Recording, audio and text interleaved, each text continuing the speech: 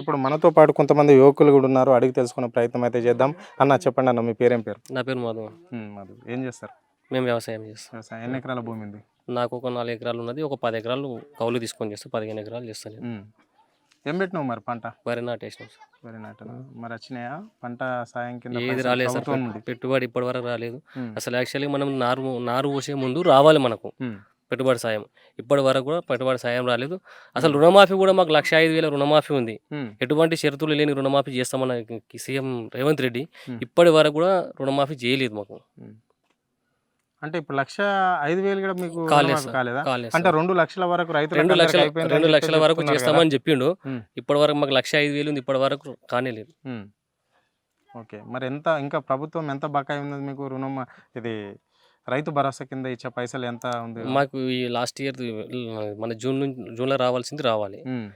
ఇప్పుడు డిసెంబర్లో వేయాలి. అది ఇది కలిపేస్తాడా మరి? ఒకసారి వేస్తాడా లేకపోతే ఈ 2 కలిపి అటే ముంచేస్తాడా తెలియదు. మరి మొన్ననే చెప్పాడు కదా దసరా పండుగ కానుకగా ఇస్తున్నా అన్నాడు కదా. రాలేదు కదా. రాలే ఇప్పటి వరకు రాలేదు. మరి ఎట్లుందన్న ఈ 6 గ్యారెంటీలు ఏంటి పరిస్థితి? 6 గ్యారెంటీలలో ఒకటి ఫ్రీ బస్ ఒకటి తప్ప ఏది కూడా లేదు. ఆ ఫ్రీ బస్సు కూడా జుట్టుబాటు గుద్దుకుండే కానీ మేము బస్సు ఎక్కాము. ఇప్పుడు మాకు వెహికల్స్ ఉన్నాయి. మేము ఎటైనా వెళ్ళాలంటే ఇట్లా మన ముసలి వాళ్ళు ఎక్కడైనా పోవాలంటే కూడా ఆ బస్సు వాళ్ళు ఆడ పోయి కూర్చుంటే 2 గంటల దాకా కూడా ఒక బస్సు ఆపది. వాళ్ళు ఎక్కినా కానీ అలా నిలబడే వాళ్ళు ముసలిలో కూడా గుద్దుకున్నాడు అనుకోడు కానీ వాళ్ళు ఏం ప్రయోజనం లేదు దాంతో. 6 గ్యారెంటీలలో ఒక్క గ్యారెంటీ కూడా కరెక్ట్ అమలు లేదు. అది వేస్ట్. అంటే ఆల్రెడీ ఒక్కొక్కటి అమలు అయిపోయింది, అమలు చేస్తున్నాము అని చెప్తున్నారు కదా. చేస్తున్నారు. ఇప్పుడు ఆర్టీసీ చేసినారు. ఆర్టీసీలో అదే కొట్లాటలు ఉన్నాయి. కనీసం ఇప్పుడు ఫ్రీ బస్సు పెట్టిన దానికి బస్సుల సంఖ్యనే పెంచాలి.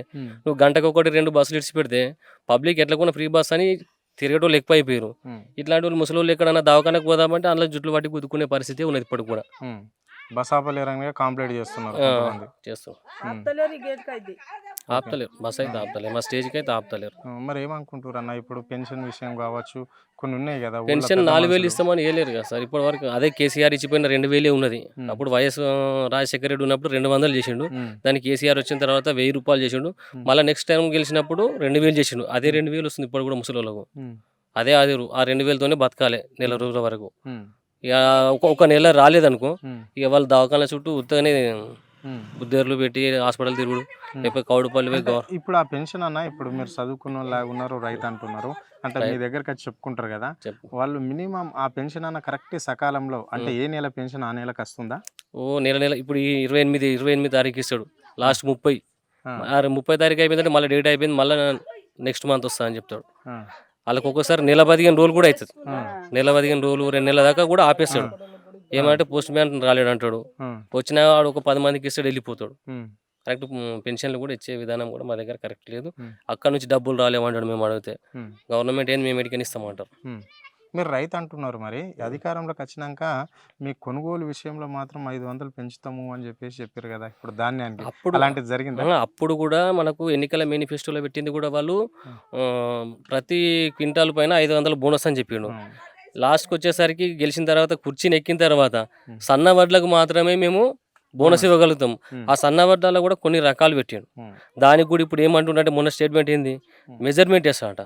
రౌండ్ అప్ పొడువు, గింజ పొడువు, దొడ్డు, అది మెజర్మెంట్ వేసిన తర్వాతనే దానికి బోనస్ డబ్బులు అంట.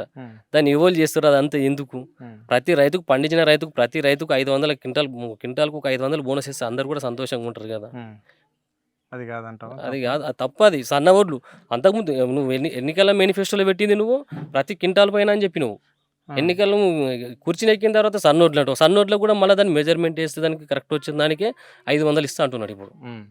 అంటే మళ్ళీ ఇప్పుడు కౌలు రైతులకు కూడా పైసలు వేస్తాను అకౌంట్లో, మళ్ళీ పట్టదారు గీడ వేస్తాను. మీరు 10 ఎకరాల భూమి పట్టుకున్నామని చెప్పారు, మీకు 10 ఎకరాలు ఉందని చెప్పారు. మరి ఆ సాయం కూడా మీకు అందిందా? ఉన్నదానికే దిక్కు లేదు, లేని దిడికనే వేస్తాడన్న. ఇప్పుడు ఉన్న ఎకరాకే వేస్తలేడు. అర్ధ ఎకరా పొలం ఉన్నోనికే వచ్చే 7,500 వేస్తాడు. 15,000 ఉన్నాడు, 7,500 వేస్తాడు. ఆ 7,500 దిక్కు లేదు వాడు ఇంకా కౌలు రైతుకి ఏం వేస్తాడు? వేస్తాడా? మరి ఎట్లా చూడొచ్చు పాలన? ఇది వేస్ట్ పాలన. ఇది వేస్ట్ పాలన. మాటలతోని పొద్దు ఓడగొట్టే పాలనే కానీ రైతులకు చేసేది ఏం లేదు ఇప్పుడు కూడా.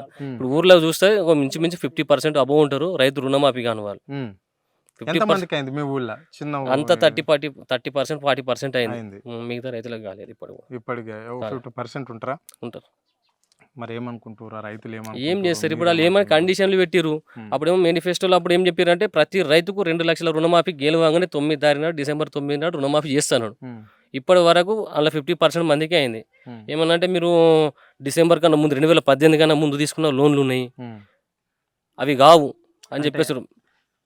పలు రకాల కారణాలు చెప్పి కారణాలే రైతులను ఎక్కడికైనా రైతులను ఇబ్బంది పెట్టేస్తాం. మరి రైతు రాజ్యం రైతు ప్రభుత్వం అని చెప్పిన ఈ రేవంత్ రెడ్డి తెలుస్తుంది కదా ఇప్పుడు రైతు ప్రభుత్వం అనేది ఇప్పుడు తెలుస్తుంది కదా. నువ్వు ఇటువరకు రైతు ప్రభుత్వం అన్న రేవంత్ రెడ్డి రైతులకు రైతు బంద్ వేయలేదు. వరకు నువ్వు రైతు భరోసా ఇస్తున్నాడు, 15,000 ఇస్తున్నాడు, 7,500 వేయాలి ఎకరాకు. అదే ఇప్పుడు మళ్ళీ ఇప్పుడు డిసెంబర్ వస్తే మళ్ళీ యాసంగి పెట్టుబడికి వచ్చేది. కేసీఆర్ గవర్నమెంట్ ఎట్లుండేది ఇది రైతు నీకు డిసెంబర్లో వచ్చేది. డిసెంబర్ విత్తనాలు తెచ్చుకోకముందు వేసేది మాకు. విత్తనాలు తెచ్చుకోకముందు మాకు రైతు పెట్టుబడి కింద రైతు బంద్ వేసేది. అప్పుడు మనకు జూన్లో వేసేది. అప్పుడు బాగుండే ప్రభుత్వం. రైతు బీమా పథకం మరి కొనసాగుతుందా?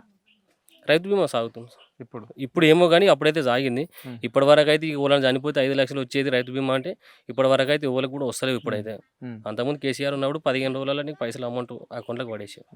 అంటే ఇప్పుడు కాంగ్రెస్ పార్టీ మేనిఫెస్టోలో ఇచ్చిన హామీలన్నింటినీ నెరవేర్చినట్లన్నా అంటే ఏమేమి కొన్ని నెరవేర్చిన ఏం లేదు సార్. ఒకటి వాళ్ళు చేసింది ఒకటి 200 యూనిట్ల కరెంటు బిల్లు, ఒకటి బిల్లు వస్తలేదు. అందరికి వచ్చేసింది కరెంటు బిల్లు ఒకటి.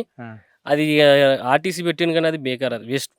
అందులో దాన్ని సక్సెస్ఫుల్ కాదు. అది ఆర్టీసీ మొత్తం తీసేయడం, లేకపోతే బస్సుల సంఖ్యనే పెంచాలి.